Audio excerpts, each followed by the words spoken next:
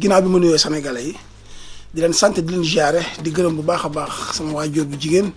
di nuyu Ibou Ndour ak waa Prince Art ba ci yéen ñëpp bàyyiwuma kenn di gërëm Sénégalais yi man Sénégalais yi ñoo ma bëgg Sénégalais yi ñoo bëgg ma feeñ Sénégalais yi ñoo bëgg ma def lu bees sonal nañ ma nag trop ci pour ma def lu bees te boobu ba léegi maa ngi góorgóorlu lu ko def. te Sénégal wax dëgg yàlla ñun lépp lu waay di wuyu da koy nduru te ñun ay gaynde lañ comme ay gaynde lañ nag ma ne man fa ma dooree muy simb xaaral ma ñëw fexe def benn morceau gaynde pour woo ci gars yi incha allah te wax dëgg yàlla boobu ba léegi Ibou Ndour dañ ciy jàpp. incha allah ñi leen di xamal ne ñu ngi ñëw doole ñëwuñu pour xeex kenn mais dañoo ñëw pour jël suñu place ci musique bi te incha allahu rabbi am nañ fit bi mën nañ ko doole gi nag yàllaa ko am te yàlla nañ yàlla dooleel incha allah.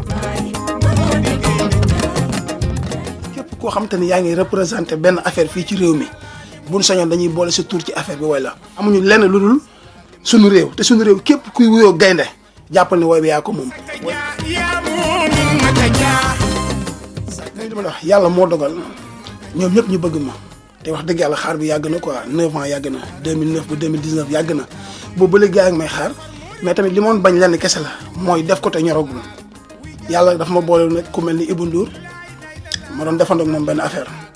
benn contrat nag léegi woon dafa ma doon jàppale te yàlla tax te tey xam naa ne ñor na ci tànk yooyu la nekkaat actuellement nii te xam nga Ibou moom bëri góor ci mbartal moom liñ liyee mooy yàlla. moom sama diggante ak moom yàlla la. xam nga contrat lié wuñu woon. man ak moom. te teewul dafa moon jàppale. ba tey contrat bi signé guñ ko de. mais nii actuellement dañ ko signé suñu biir xool ma ak moom. ndax démb ci guddi rek maa ngi ko baas sama yaay mi waxtaan ak moom waxtaan bu yàgg. am na yéene fexe sama yaay delluwaat Màkka. yaa ngi dégg am nañ yéene defaat beneen morceau bu dul bii incha allahu rabbi album bi daal na génn te buy génn na ko ñëpp xaar Prince Art.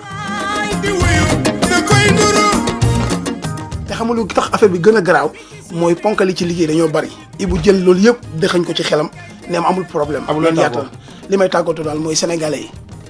na kenn ku si nekk bëgg sa morom boo mënul bëgg sa morom maanul ci moom koo fi bañ bu deewee nga rus na xel yëpp delluwaat ci yàlla te kenn ku si nekk na nga bëgg sa morom boo ko mënul bëgg bul wax ci moom lu ñaaw surtout boo ko xamul nag beneen bi mooy yàlla na jàmm yàgg ci réew mi